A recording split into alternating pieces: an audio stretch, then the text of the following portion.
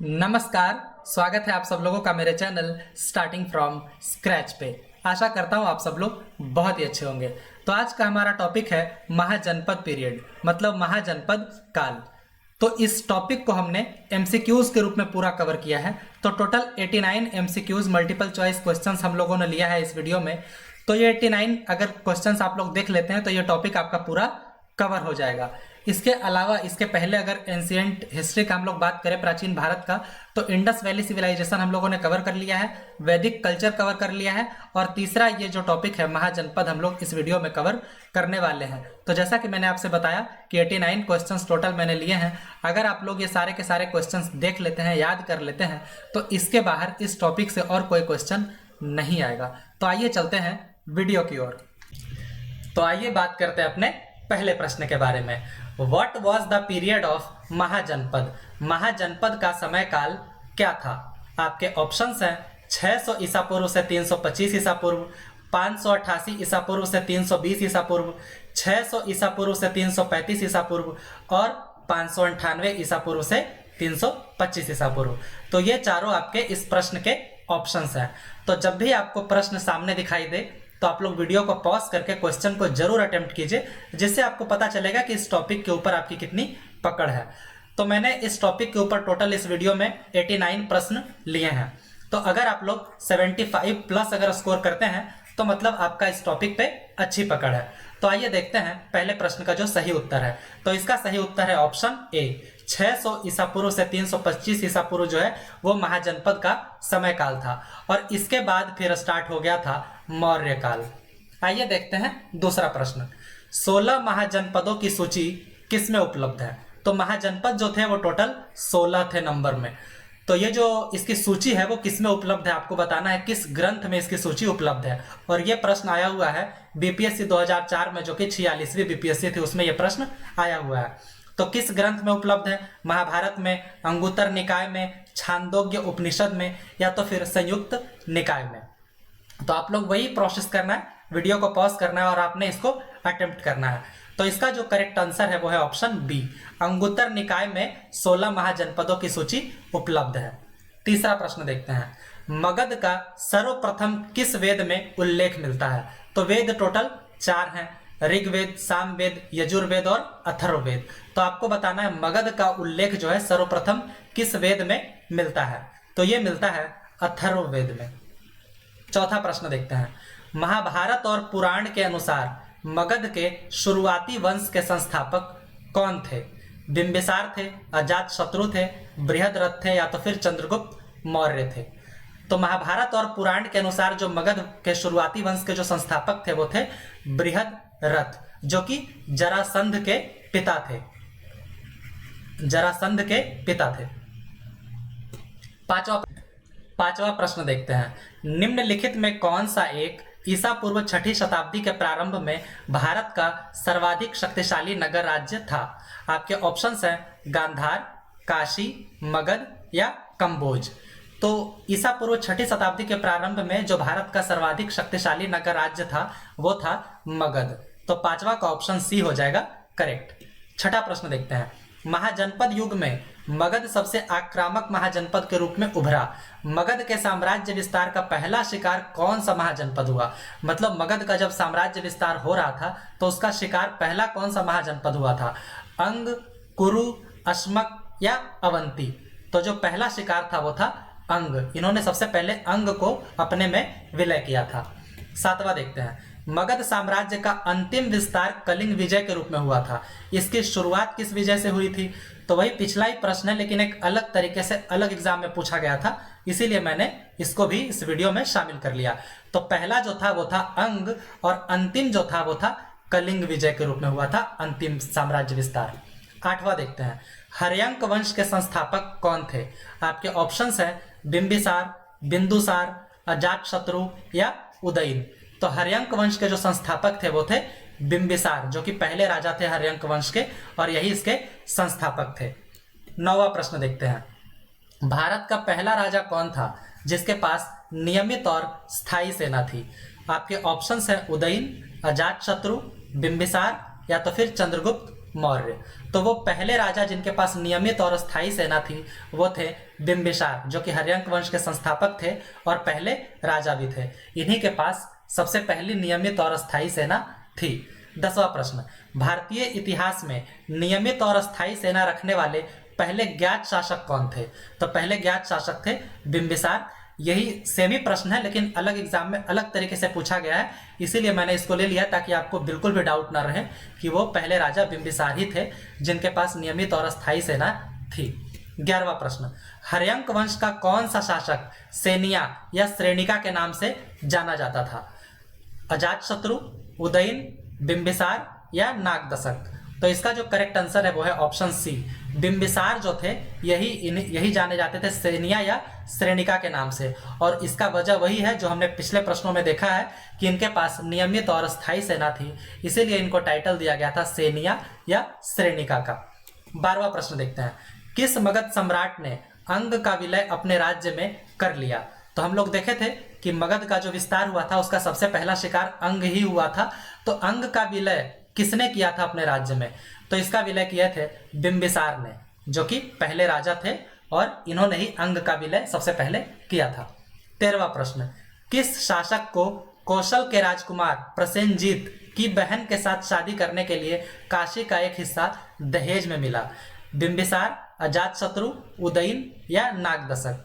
तो इसका जो करेक्ट आंसर है वो है ऑप्शन ए, बिंबिसार जो कि शासक थे मगध के, इन्हीं को मिला था काशी का एक हिस्सा दहेज में मिला था, क्योंकि इन्होंने कौशल के जो राजकुमार थे प्रसेनजीत, उनकी बहन के साथ इन्होंने शादी रचाई थी। 14वां प्रश्न देखते हैं, हर्यंक वंश का कौन सा शासक गौतम बुद्ध का समकालीन था? मतलब कंटेम्परेरी था। समकालीन का मतलब ये होता है कि जिस समय गौतम बुद्ध थे उसी समय ये भी थे। हर्यंक वंश के कौन से शासक थे, मतलब आपको वो बताना है, वो भी गौतम बुद्ध के समय में ही थे। तो कौन थे? अजातशत्रु, बिंबिसार, उदयन या नागदशक? तो ये थे बिंबिसार, मतलब गौतम बुद्ध के समय में ये भी थे, तो इनको उनका समकालीन कहा गया। 15वां प्रश्न देखते हैं, निम्न में से कौन एक दूसरे के समकालीन नहीं थे? आपको ये बताना है। तो अभी पिछले प्रश्न में हम लोगों ने देखा बिंबिसार तो गौतम बुद्ध के समकालीन थे, तो ये दोनों तो थे समकालीन। अब आगे देखते हैं प्रसेनजीत। तो कौशल के राजकुमार प्रसेनजीत, अभी हम लोगों ने देखा था पिछले प्रश्न में, कौशल के राजकुमार प्रसेनजीत की बहन के साथ शादी करने के लिए इनको मिला था काशी का एक हिस्सा दहेज में, मतलब ये भी समकालीन थे, ये भी उसी समय थे और प्रसेनजीत भी उसी समय थे। तो यहाँ पे करेक्ट आंसर हो जाएगा मिलिंद। यहाँ पे आपको ये बताना है कि कौन से समकालीन नहीं थे, तो मिलिंद समकालीन नहीं थे, तो सी इसका करेक्ट आंसर हो जाएगा। और ये प्रश्न आया हुआ है यूपीएससी 2005 में, तो समझ सकते हैं कितना इंपॉर्टेंट प्रश्न है ये। 16वां देखते हैं, नया राजगृह शहर किस शासक ने बनाया? चंद्रगुप्त मौर्य, अशोक, बिंबिसार या अजातशत्रु? तो ये बनाया गया था बिंबिसार के द्वारा। मतलब मैंने ऐसा किया है कि बिंबिसार के ऊपर जितने भी प्रश्न हैं वो सारे को मैंने एक साथ ले लिया ताकि आपके सारे डाउट्स क्लियर हो जाए। 17वां प्रश्न देखते हैं, बिंबिसार के समय में मगध की राजधानी क्या थी? तो बिंबिसार के समय में मगध की जो राजधानी थी वो थी राजगृह, तो ऑप्शन सी इसका करेक्ट हो जाएगा। 18वां देखते हैं, मगध की प्रथम राजधानी कौन सी थी? तो प्रथम राजा ही थे बिंबिसार, उनके समय जो राजधानी थी वो थी राजगृह, जिसे ग्रीवरज भी कहा गया, तो इसका ऑप्शन ए हो जाएगा करेक्ट कि ये पहली राजधानी थी मगध की। 19वां प्रश्न देखते हैं, जब अवंती के राजा प्रद्योत को पीलिया रोग हुआ था तो किस शासक ने एक शाही चिकित्सक जिसका नाम जीवक था उसको उज्जैन भेजा था उनके इलाज के लिए? तो वो थे बिंबिसार। बिंबिसार ने ही अवंती के राजा जो कि प्रद्योत थे, उनको जब पीलिया रोग हुआ था तो उनके इलाज के लिए एक शाही चिकित्सक जीवक को उज्जैन भेजा था, तो ये थे बिंबिसार। 20वां प्रश्न देखते हैं, कौन से शुरुआती के मगध शासक ने अपने पिता की हत्या करके सत्ता को हासिल किया और बाद में फिर उनकी हत्या उनके बेटे ने भी कर दी? तो वो कौन थे? तो ये थे अजातशत्रु। अजातशत्रु के पिता थे बिंबिसार, तो अजातशत्रु ने बिंबिसार को मार के, मतलब अपने पिता को मार के सत्ता हासिल किया। बाद में अजातशत्रु के जो बेटे थे उदयन ने अजातशत्रु को मार दिया और इन्होंने फिर सत्ता को हासिल किया। तो ये प्रश्न आया हुआ है यूपी पीसीएस प्रीलिम्स 2007 में, तो जरूर देखिए, ये सब सारे ही प्रश्न इंपॉर्टेंट है कि कौन से यहाँ पे आपको पूछा गया था किस मगध शासक ने अपने पिता की हत्या करके सत्ता को हासिल किया और बाद में उनके बेटे ने उनकी हत्या कर दी। तो ये हो जाएगा ऑप्शन बी इसका करेक्ट हो जाएगा। 21वां प्रश्न देखते हैं, कौन सा वंश भारत में पितृहंता वंश के रूप में जाना जाता है? पितृहंता वंश होता है, पितृहंता का मतलब होता है अपने पिता की हत्या कर देना। तो कौन से वंश को पितृहंता वंश के रूप में जाना जाता है? हर्यंक वंश, शिशुनाग वंश, नंद वंश या मौर्य वंश? तो यहाँ पे हर्यंक वंश इसका करेक्ट ऑप्शन हो जाएगा। हर्यंक वंश को भारत में पितृहंता वंश के रूप में जाना जाता है। क्यों? इसका वजह हम लोगों ने पिछले प्रश्न में देखा था कि अजातशत्रु ने अपने पिता बिंबिसार को मारकर सत्ता को हासिल किया था और उसके बाद उदयन ने अपने पिता अजातशत्रु को मारकर सत्ता को हासिल किया, इसीलिए हर्यंक वंश को कहा जाता है पितृहंता वंश। 22वां प्रश्न देखते हैं। अजातशत्रु की बुद्ध से मुलाकात किन मूर्तियों में दर्शाया गया है? तो अजातशत्रु जब महात्मा बुद्ध से मिले थे तो इसको, इस मीटिंग को एक मूर्तियों में दर्शाया गया। तो वो किस मूर्तियों में दर्शाया गया है? भरहुत की मूर्तियां, वैशाली की मूर्तियां, मगध की मूर्तियां या इनमें से कोई नहीं? तो ये दर्शाया गया है भरहुत की मूर्तियों में। ऐसा कहा जाता है कि अजातशत्रु जब महात्मा बुद्ध से मिले थे उसी समय इन्होंने कन्फेस किया था कि इन्होंने अपने पिता बिंबिसार को मारकर सत्ता को हासिल किया है। 23वां प्रश्न। हर्यंक वंश के किस शासक को कुणिक कहा जाता था? बिंबिसार, अजातशत्रु, उदयन या नागदशक?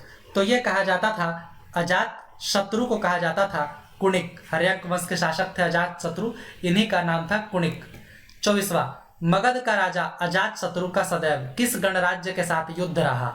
तो ये रहा था वज्जी संघ, मतलब वैशाली के साथ अजातशत्रु का हमेशा युद्ध चलता ही रहा था। 25वां प्रश्न, ये काफी इंपॉर्टेंट प्रश्न है तो इसको आप लोग ध्यान रखिएगा। वज्जी संघ के विरुद्ध मगध राज्य के किस शासक ने प्रथम बार रथ मूसल, मतलब एक ऐसा रथ जिसमें हथियार जुड़ा हुआ हो, तथा महाशील कंटक, मतलब पत्थर फेंकने वाला एक युद्ध यंत्र, तो ऐसे यंत्रों का मतलब जो कि गुप्त हथियार एक तरह से थे, इनका प्रयोग सबसे पहले किसने किया था? तो आप लोग देख सकते हैं कि एक ऐसा रथ, रथ मूसल इसे कहा गया, एक ऐसा रथ जिसपे मतलब हथियार जुड़ा हुआ हो तथा पत्थर फेंकने वाला एक यंत्र। तो ऐसा आप लोगों ने बाहुबली मूवी में जरूर ही देखे होंगे, उसके कारण ये दोनों ही यंत्र काफी फेमस हुए। तो इसका सबसे पहले प्रयोग किसने किया था? अजातशत्रु, चंद्रगुप्त मौर्य, कालाशोक या उदयन? तो इसका सबसे पहले प्रयोग किया गया था अजातशत्रु के द्वारा। 26वां प्रश्न देखते हैं। काशी और लिच्छवी का विलय मगध साम्राज्य में किसने किया था? तो काशी और लिच्छवी ये दोनों का जो विलय है वो मगध साम्राज्य में किया गया था अजातशत्रु के द्वारा। 27वां प्रश्न देखते हैं। किसके शासनकाल में 3 महान शिक्षक, बुद्ध मतलब महात्मा बुद्ध, महावीर जैन, गोशाला मस्करी पुत्र, ये तीनों ही निर्वाणा को प्राप्त हुए? किसके शासनकाल में?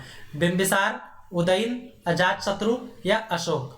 तो ये तीनों ही निर्वाणा को प्राप्त हुए थे अजातशत्रु के शासन काल में। 28वां प्रश्न देखते हैं। राजगृह या गिरिब्रज में पहला बौद्ध परिषद को किसने बुलाया? तो हम लोग जानते हैं कि टोटल 4 बौद्ध परिषद आयोजित हुए थे और इन चारों के बारे में ही हम लोग अगले वीडियो जिसमें मैं बौद्ध धर्म के बारे में हम लोग बात करेंगे, उसमें चारों ही बौद्ध परिषद के बारे में पूरे डिटेल से जानेंगे। लेकिन यहाँ पे फिलहाल है कि पहले बौद्ध परिषद को किसने बुलाया था? तो 28वां का जो करेक्ट आंसर है वो जाएगा ऑप्शन ए। अजातशत्रु उस समय राजा थे, इन्होंने ही पहले बौद्ध परिषद को बुलाया था और यह हुआ था 483 ईसा पूर्व में। 29वां। पाटलिपुत्र शहर की नींव किसने रखी थी? ये प्रश्न बीपीएससी में आया हुआ है। तो ऑप्शंस है उदयन, अशोक, बिंबिसार या महापद्मनंद। तो पाटलिपुत्र शहर की जो नींव है वो रखी गई थी उदयन के द्वारा, उदयन के द्वारा। हालांकि आप ध्यान रखिएगा कि ओरिजिनली मतलब शुरुआत में पाटलीग्राम ये नाम का ना एक किला था जिसका नींव रखा गया था अजातशत्रु के द्वारा, लेकिन जब आपसे शहर पूछा जाए तो पाटलिपुत्र शहर की नींव रखी थी उदयन ने। 30वां प्रश्न।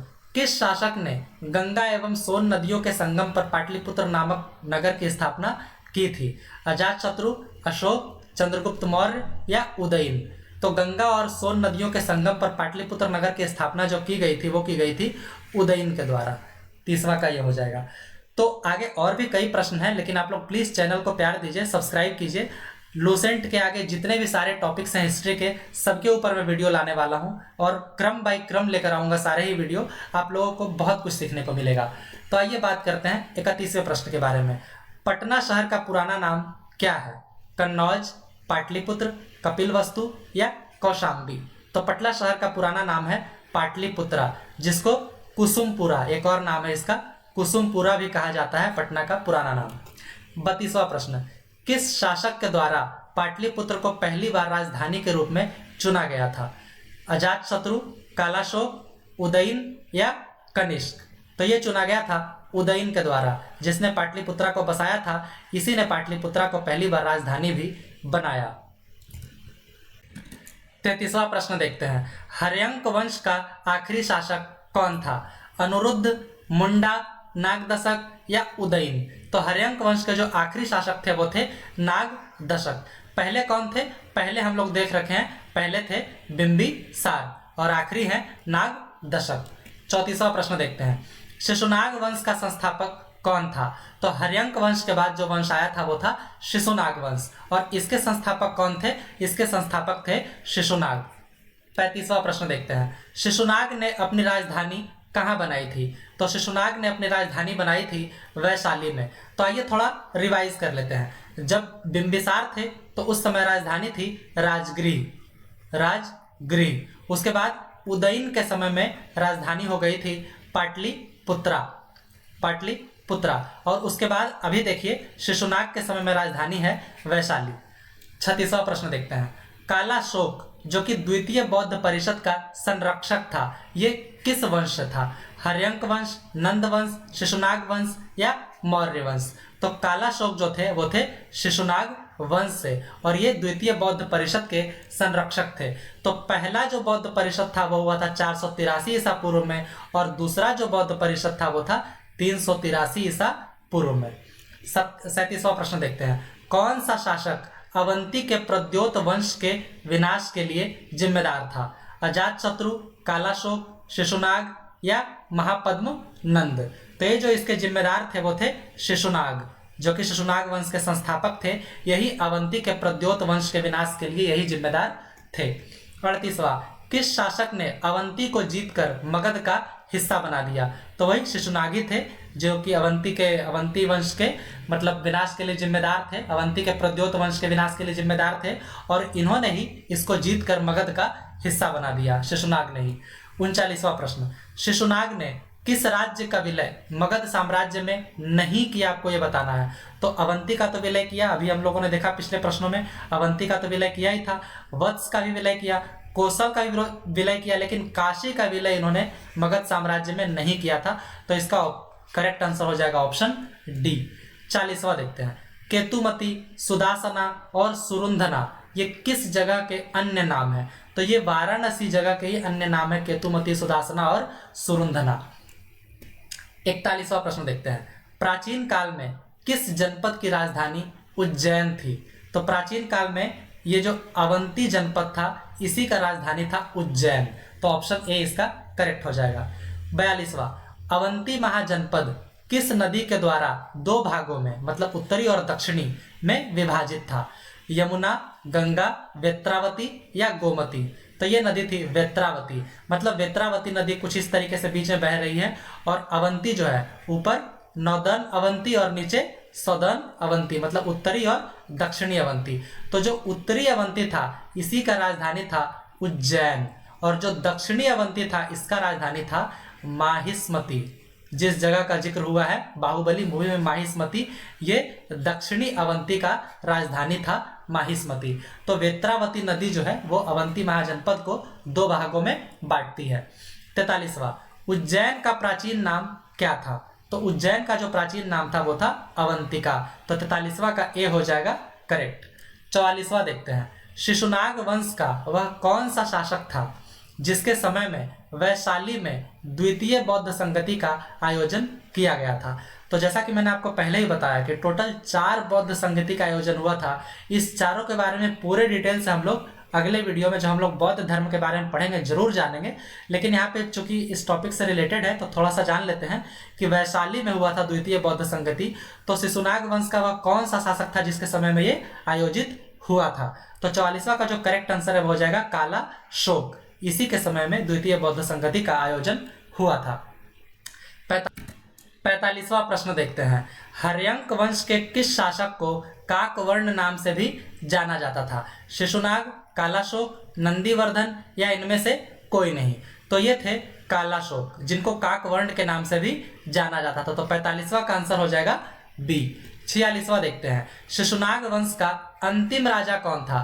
पहला तो शिशुनाग ही थे, अंतिम जो राजा थे वो थे महानंदिन। अंतिम और 10वें, मतलब 10वें और अंतिम राजा जो थे वो थे महानंदिन। तो 46वां का हो जाएगा डी। 47वां, निम्नलिखित मगध वंशों को कालानुक्रमित क्रम में सजाइए। मतलब क्रोनोलॉजिकल ऑर्डर में, मतलब सीरीज में आपको सजाना है कि पहले कौन से वंश आए फिर कौन से। तो नंद, शुंग, मौर्य और हर्यंक वंश का यहाँ पे ऑप्शन में दिया गया है। तो इसमें जो सबसे पहले थे वो थे हर्यंक वंश। इनका जो शासनकाल था वो था 544 ईसा पूर्व से लेकर 412 ईसा पूर्व तक इनका शासनकाल था, मतलब इनका कार्यकाल था। इसके बाद जो आए वो थे नंद वंश, जिनका जो मतलब स्थापना किया गया था वो किया गया था महापद्म नंद के द्वारा। और इनका जो शासनकाल था वो 344 ईसा पूर्व से लेकर 323 ईसा पूर्व तक था इनका, नंद वंश का। उसके बाद जो आए वो थे मौर्य। नंदों को हटाकर मौर्य मतलब अगले हिस्से आए, मतलब राज करने के लिए। और उसके बाद थे शुंग वंश। तो यहाँ पे अगर आप देखिए तो सबसे पहले हर्यंक, नंद, मौर्य, फिर शुंग, मतलब 4 1 3 2। तो ये ऑप्शन बी में है, तो ऑप्शन बी इसका करेक्ट हो जाएगा। आइए देखते हैं 48वां, किसके द्वारा भारत का पहला गणराज्य वैशाली में स्थापित किया गया? मौर्यों के द्वारा, नंदों के द्वारा, गुप्तों के द्वारा या लिच्छवी के द्वारा? तो भारत का पहला गणराज्य वैशाली में स्थापित किया गया था लिच्छवी के द्वारा। तो ऑप्शन डी इसका करेक्ट हो जाएगा। 49वां, 6ठी शताब्दी ईसा पूर्व में विश्व की पहली गणराज्य की गद्दी कहाँ थी? तो वही पिछला ही प्रश्न है। तो ये कहाँ थी? ये थी वैशाली में, लिच्छवी के द्वारा स्थापित किया गया था। 50वां, सिकंदर ने भारत पर कब आक्रमण किया? तो ये काफी इंपॉर्टेंट क्वेश्चन है। तो सिकंदर ने भारत पर आक्रमण किया था 326 ईसा पूर्व में। 51वां देखते हैं, जब सिकंदर ने भारत पर आक्रमण किया उस समय मगध का शासक कौन था? मतलब हर्यंक वंश का था, शिशुनाग वंश का था, नंद वंश का था या मौर्य वंश का था? तो उस समय था नंद वंश का शासक था, मतलब मगध पे जो उस समय शासन चल रहा था वो था नंद वंश का। तो ये CDS 2003 में यह प्रश्न आया हुआ है।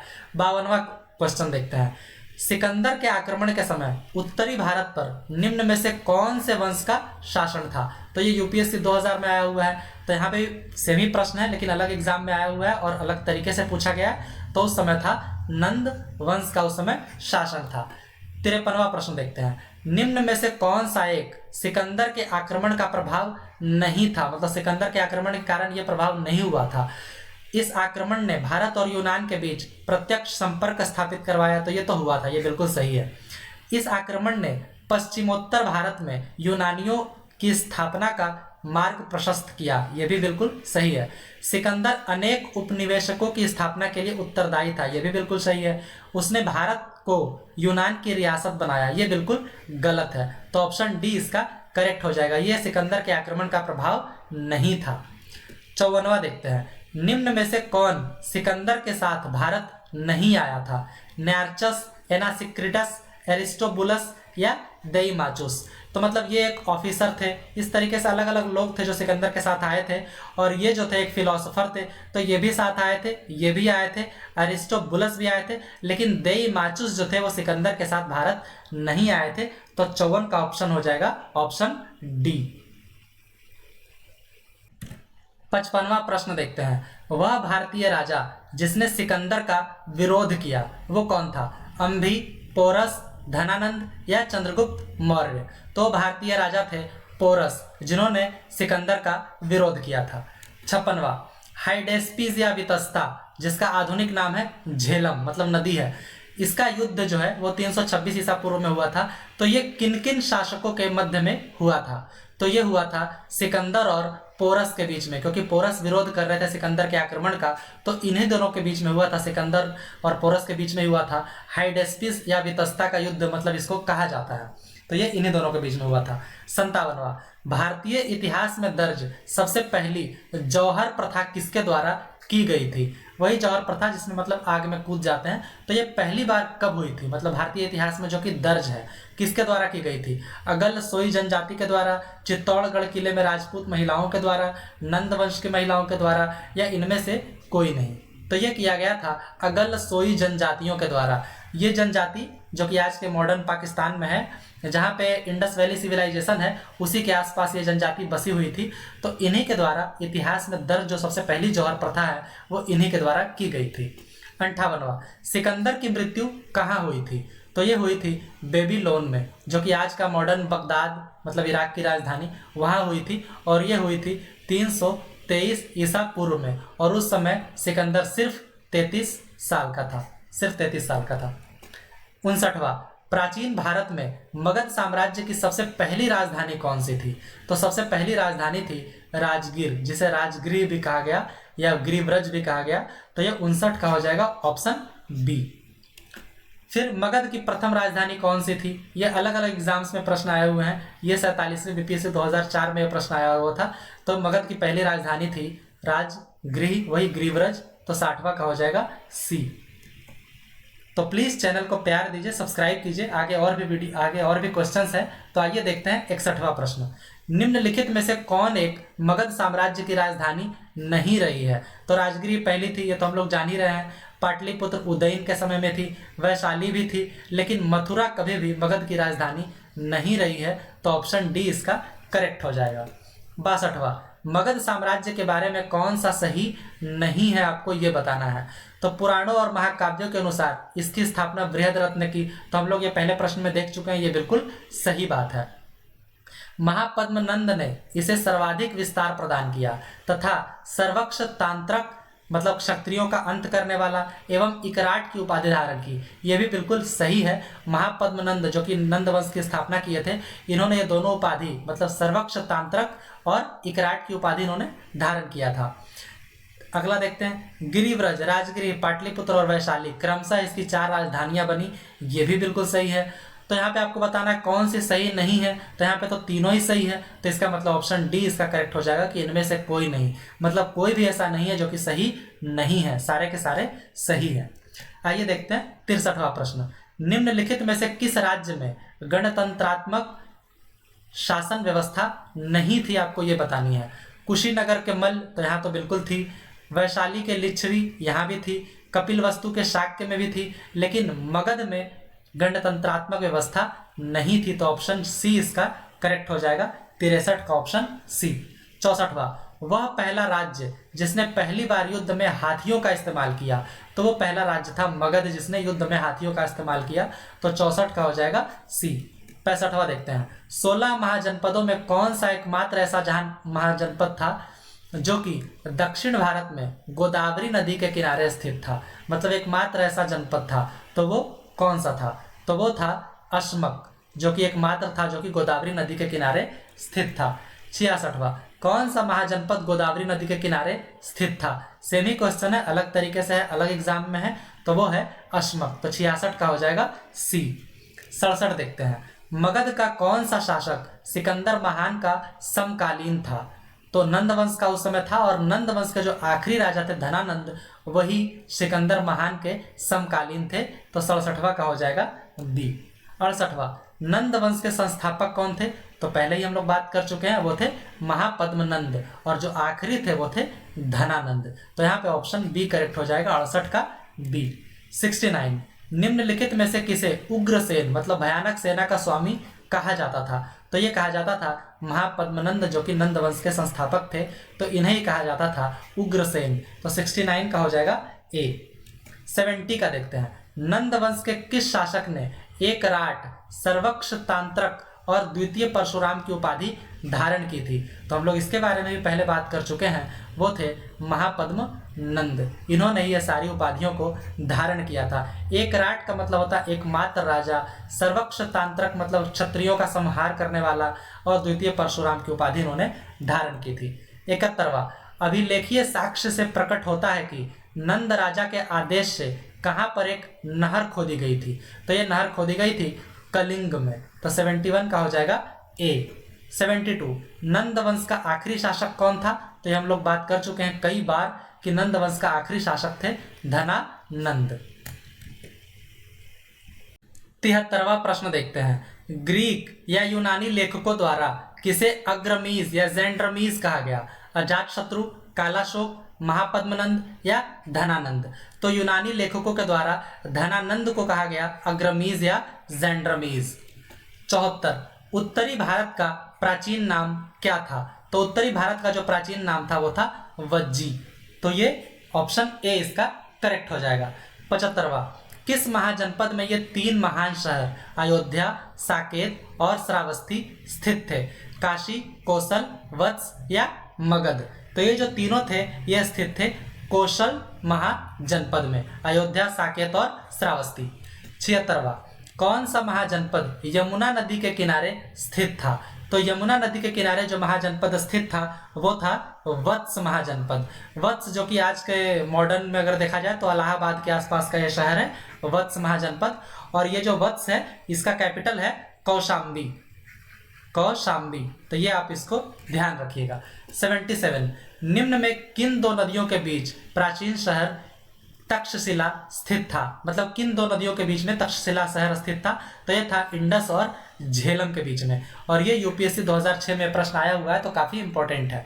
78, पाली ग्रंथों में गांव के मुखिया को क्या कहा गया है? तो पाली ग्रंथों में गांव के मुखिया को कहा गया है भोजक या ग्राम भोजक। तो ऑप्शन सी इसका करेक्ट हो जाएगा। 79, किस प्रकार का मृत भांड या पॉटरी मतलब मिट्टी के बर्तन भारत में द्वितीय नगरीकरण या शहरीकरण के प्रारंभ का प्रतीक माना गया? तो ये जो थे ये उत्तरी काले पॉलिशकृत बर्तन मतलब नदर्न ब्लैक पॉलिश्ड पॉट्स, इनको माना गया भारत में द्वितीय शहरीकरण का मतलब प्रारंभ का प्रतीक माना गया इस तरीके के बर्तनों को। 80, अब यहाँ पे आपको कॉलम में है, आपको मैच करना है। तो यहाँ पे शासक दिया गया रूलर और ये किस वंश से थे आपसे ये पूछा गया है। तो बिंबिसार, तो ये किससे थे? ये हम लोग कई बार देख चुके हैं क्वेश्चन में, ये थे हर्यंक वंश से थे और बिंबिसार जो थे हर्यंक वंश के संस्थापक थे। कालाशोक ये थे शिशुनाग वंश से, हम लोग देख चुके हैं। महापद्मनंद ये थे नंद वंश के संस्थापक। यहाँ पे बिंदुसार, तो बिंबिसार और बिंबिसार में कंफ्यूज मत कीजिएगा, बिंबिसार हर्यंक वंश से थे और बिंदुसार जो थे ये मौर्य वंश से थे, ये चंद्रगुप्त मौर्य के बेटे थे बिंदुसार। तो यहाँ पे हो जाएगा 2, 1 और फिर 4, 3। तो यह ऑप्शन बी 2, 1, 4, 3, तो ऑप्शन बी इसका करेक्ट हो जाएगा। 81 देखते हैं, यहाँ पे महाजनपद है एक कॉलम में और एक कॉलम में राजधानी। तो कुरु महाजनपद का राजधानी ये इंद्रप्रस्थ ही था, तो बिल्कुल सामने है। शूरसेन इसका था मथुरा, ये भी बिल्कुल सही है। काशी का था वाराणसी, ये भी बिल्कुल सही है। वत्स का कौशाम्बी, तो बिल्कुल सामने सामने ही है। तो ए बी सी डी मतलब 1 2 3 4, तो ऑप्शन ए इसका करेक्ट हो जाएगा। तो 81 का हो जाएगा ए। 82 यहाँ भी है महाजनपद और राजधानी। तो यहाँ देखते हैं गंधार, गांधार का था तक्षशिला, ये बिल्कुल सही है। कंबोज का राजापुर, ये भी बिल्कुल सामने ही है। पांचाल का था अहिच्छत्र, ये भी सही है। और कौशल की राजधानी थी श्रावस्ती, ये भी बिल्कुल सही है। तो 82 का हो जाएगा 1 2 3 4, तो 82 का भी हो जाएगा ए। आगे देखते हैं 83, यहाँ पे है राजा दिया हुआ है और वो किस राज्य के राजा थे आपसे ये पूछा जा रहा है। प्रद्योत, तो हम लोगों ने देखा है अवंती के राजा प्रद्योत जिनको पीलिया रोग हुआ था, है ना, उसके लिए जीवक को भेजा गया था। तो यह अवंती, तो ए का 3, तो यहाँ पे 2 2 है, बी और सी दोनों में ए का 3 है। फिर आगे देखिए प्रसेनजीत, तो हम लोग देखें कौशल के राजकुमार प्रसेनजीत की बहन के साथ शादी करने के लिए बिंबिसार को काशी का एक हिस्सा दहेज में मिला था, तो ये कौशल के राजकुमार हो गए।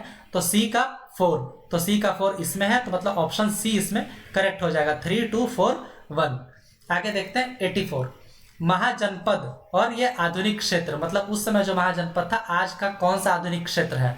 तो मगध जो है वो आज का पटना और गया के जिले जो है बिहार के वो है मगध, मतलब उस समय मगध थे, आज ये पटना और गया जो जिला है बिहार के वो है। वत्स जो है ये आज का इलाहाबाद, ये हम लोग पहले बात कर चुके हैं। कौशल ये आज का अवध है। अवंती जो कि आज का मालवा रीजन है। तो ये चारों ही सामने सामने है, तो 1 2 3 4 मतलब ऑप्शन ए इसमें करेक्ट हो जाएगा। 85 देखते हैं, महाजनपद काल में श्रेणियों के संचालक को क्या कहा जाता था। तो ये कहा जाता था बेस्ट, मतलब श्रेष्ठीन, श्रेणियों के संचालक को कहा जाता था श्रेष्ठीन। 86, प्राचीन भारत में पहला विदेशी आक्रमण किनके द्वारा किया गया। तो पहला जो विदेशी आक्रमण था वो किया गया था ईरानियों के द्वारा। और कौन थे वो पहले, वो थे साइरस, इन्होंने सबसे पहला ईरानी आक्रमण इन्हीं के द्वारा किया गया था, जिनको कुरुश भी कहा गया, ये पर्शिया के रूलर थे। 87, पहला ईरानी शासक जिसने भारत के कुछ भाग को अपने अधीन कर लिया था। तो वो कौन थे? तो वो थे डेरियस प्रथम। यही पहले ईरानी शासक थे जिन्होंने भारत के कुछ भाग को अपने अधीन कर लिया था। 88 ईरान के हखमनी वंश के किस शासक ने भारतीय भूभाग को जीतने के बाद फारस साम्राज्य का 20वां प्रांत या क्षत्रपी बनाया? तो ये कौन थे? तो ये थे डेरियस प्रथम या दार्यबाहु प्रथम, दोनों इन्हीं के नाम हैं। तो यही थे जिन्होंने भारतीय भूभाग को जीतने के बाद फारस राज्य का 20वां प्रांत इन्होंने बना लिया था। 89 और आखिरी प्रश्न होगा आज के वीडियो का, तो इसको आप लोग ध्यान दीजिए। प्राचीन भारत में दूसरा विदेशी आक्रमण, जो कि पहला यूरोपियाई आक्रमण भी था, मतलब विदेशी दूसरा था लेकिन यूरोप से पहला आक्रमण ये किन के द्वारा किया गया? तो ये किया गया यूनानियों के द्वारा। तो 89 का हो जाएगा बी। और इसमें कौन थे? वो थे अलेक्जेंडर। ये थे पहला यूनानी जो आक्रमण करने वाले थे इंडिया के ऊपर, और ये किए थे 4th सेंचुरी BC में। तो यही थे 89 प्रश्न। आप लोग जरूर कमेंट कीजिए कि आप लोगों ने कितने सही आपने अटेम्प्ट किए, कितने सही क्वेश्चन आपने बताए हैं, सही उत्तर आप लोगों ने बताए हैं। प्लीज़ कमेंट में ज़रूर कमेंट कीजिए। और आप लोगों को वीडियो कैसा लगा, और अगर आप इसमें कुछ सुझाव देना चाहते हैं तो प्लीज़ ज़रूर कमेंट कीजिए और चैनल को सपोर्ट कीजिए। आपको बहुत कुछ सीखने को मिलेगा। Thank you so much.